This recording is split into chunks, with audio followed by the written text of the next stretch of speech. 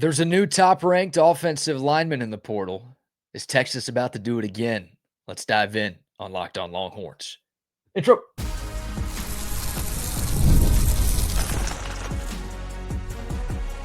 You are Locked On Longhorns, your daily podcast on the Texas Longhorns. Part of the Locked On Podcast Network, your team every day. Welcome in. You're Locked On to the Texas Longhorns, part of the Locked On Podcast Network, now the number one sports podcast network in the world. I'm your host, BK, Brad Kellner, Texas grad, Austin local, and longtime sports radio host here in the Lone Star State.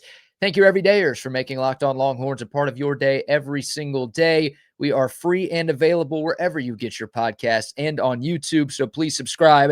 And as always, one of the fastest ways to help us grow is by leaving a comment. So thank you all sincerely for that. Another edition of As the Portal Turns here on Locked On Longhorns. Texas is still in the market for help along the offensive line. I think the Horns are looking to add 2, if not 3, more offensive linemen before all of this portal chaos comes to an end.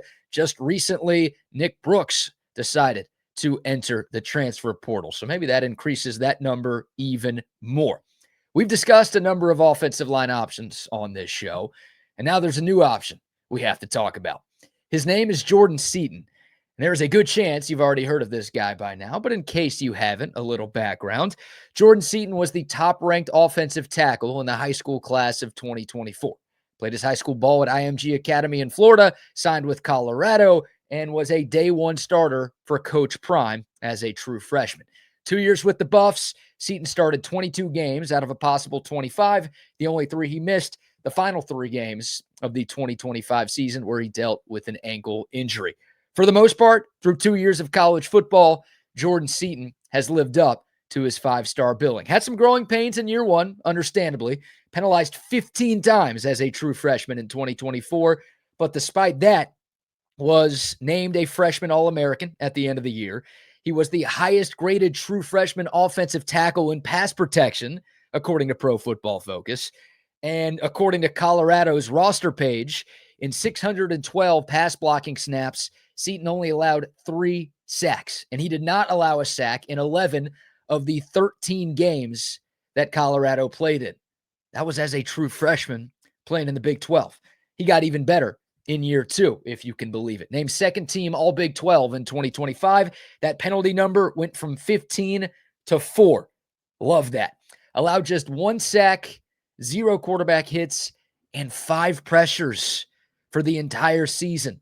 Was rated as the 11th best pass blocker in the entire Big 12 conference, the 2nd best offensive tackle, and the 10th best offensive tackle among the Power 5. Again, all of those stats according to Pro Football Focus and Jordan Seaton's roster page on the Colorado website. Long story short, this guy is a difference maker. And you don't hear those words used too often when talking about an offensive lineman, but it makes sense with this guy. 6'5", 330 pounds. He's big, he's strong, he's physical, and he's a freak athlete too. He's going to get paid like a difference maker. There are reports of a $2 million asking price, and some think that's the minimum. We could be headed north of $2.5 to $3 million when this thing is all said and done. He's nicknamed the franchise, and it seems like he's asking for franchise left tackle money. Before going any further, I feel like I have to mention this. As of right now, Jordan Seaton is not officially in the portal. He's announced his intentions to enter the portal, but schools have 48 hours before they actually have to put any player's name into the portal. So Colorado still has some time to negotiate with Seaton before this all becomes official. Why do those 2 days matter? Well, if we've learned anything from this cycle, teams don't just let their best players walk. Texas found that out with the 2 Michigan offensive linemen who decided to return home. Florida edged Jaden Woods, who was a Texas target for a while. He went back home. Heck, Ole Miss offensive lineman Delano Townsend, who we talked about yesterday, he announced this morning that he's returning to Oxford. So there's still one more hurdle to clear here. There's your disclaimer. But some good news, if that hurdle is out of the picture, according to Pete Nakos of On3, Texas is a team to watch. And Nakos isn't the only one to report that either. Nakos also said that Oregon is a team to look at. Also added that Texas A&M, Texas Tech, Ole Miss, and Miami are going to be interested as well. Safe to say, he's going to have some options. So for Texas, will Texas and should Texas try to bring Jordan Seaton to Austin? It's easy to say yes to both, and I'm going to say yes to both, but it may not be as black and white as you may think, because there are a few questions that I have here about Jordan Seaton and just this whole situation that make me wonder if going all in for him the way Texas did with Cam Coleman is the right decision. The first question is about the money. Again, we're talking two and a half, maybe $3 million for a 1-year rental on the offensive line. He's a very good offensive lineman, but he's not Jonathan Ogden. He's not even Kelvin Banks. He's far from perfect. And I'm not just worried about the number itself. Maybe I should have led with that. I'm worried about what that number means for the rest of the Longhorns portal pursuits. If Texas can land Seaton and still land everyone else they need to land, by all means, welcome home, Jordan. Your first meal is on me when you get to Austin. Better start saving now, considering how big this dude is. But if paying Seaton means that Texas can't add to the interior of its offensive line, remember, they still need 2 of those guys. Or if it means Texas can't add another linebacker, I think they still need 1 of those.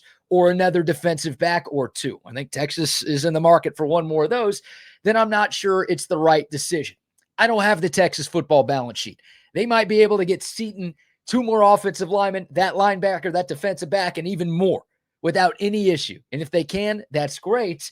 But if the choice is Seaton or 2 offensive linemen and a linebacker, honestly, those 3 guys would probably cost the same or even less than just Seaton. I would be going door number 2. So that's something that should be factored into the discussion here for Texas. And then speaking of number 2, the second question I have about Seaton, what position would he play? He was a left tackle for his 2 years at Colorado. Texas already has a left tackle, and a damn good one in Trevor Goosby, who was second-team All-SEC in 2025, and a guy who has a very good chance to be a first-round pick next April. I mean, we were all pretty stoked over the weekend when Goosby announced his return, with good reason. He is a hell of a football player. So what happens to Goosby if Seaton comes in? Well, the easy answer here is nothing. Trevor Goosby's your left tackle. He has earned that with the way that he's played. And all right, you just move Seaton over to right tackle and call it a day. But the follow-up questions with that, number 1, is Seaton going to be willing to do that in his final year of college football? He's also draft eligible after next season. So you could just say yes. If Texas pays him the most money, he's going to be willing to do whatever because he's getting paid the most. But left tackles get drafted higher and they get paid more in the NFL than right tackles do.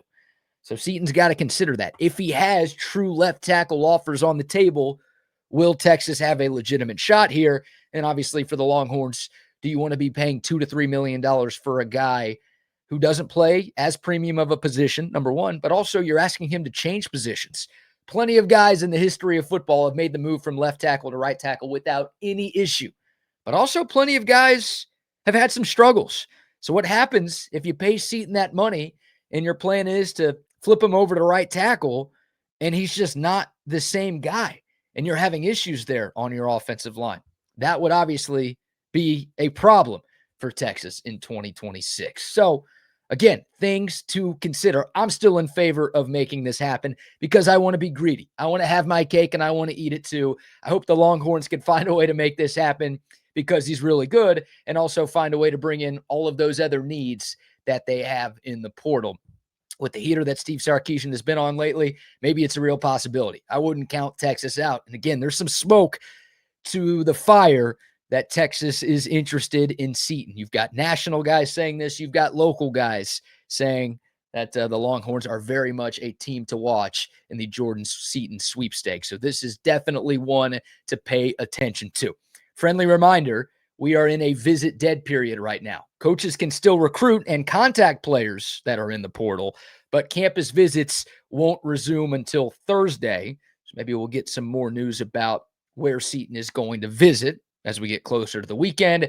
And then another reminder, I think y'all know this at this point, just because the portal closes Friday at midnight doesn't mean players have to announce where they are going by that time. They just have to enter the portal by then. So this thing could drag out for a week, a couple of weeks, who knows? I think Texas and I think a number of other schools are very willing to be very patient if it means ending up with the guy who is the top-ranked offensive tackle in the portal. What say you? I feel like I presented both sides of the argument for Jordan Seaton. Do you want him? Do you not want him? Do you have any concerns? Or, man, this dude's a difference maker on the offensive line. I already think Texas has 4 first-round picks in the 2027 NFL draft with the aforementioned Trevor Gooseby, Colin Simmons, Cam Coleman, and obviously Arch Manning. You add Jordan Seaton to the mix, might be talking about 5 first-rounders coming out of Texas next April. Wow, that would be special. You talk about a national championship roster, that's national championship talent right there. So we will see what happens. Again, one to monitor for sure. That'll do it for this episode of Locked On Longhorns. If you made it this far, number 1, God bless you. Number 2, please remember to like, subscribe, leave a comment, rate 5 stars, share with friends and family, all of those great things. Can't thank y'all enough for your continued support of Locked On Longhorns. More portal news coming up tomorrow morning, more Jordan Seaton rumors as they unfold, and plenty more Longhorn conversation coming your way. Make sure to subscribe and turn that notification bell on so you always know when we release new content. That'll do it for this one. Thanks so much for tuning in. Until next time, horns up, mics off. We'll see y'all soon. This is Locked On Longhorns.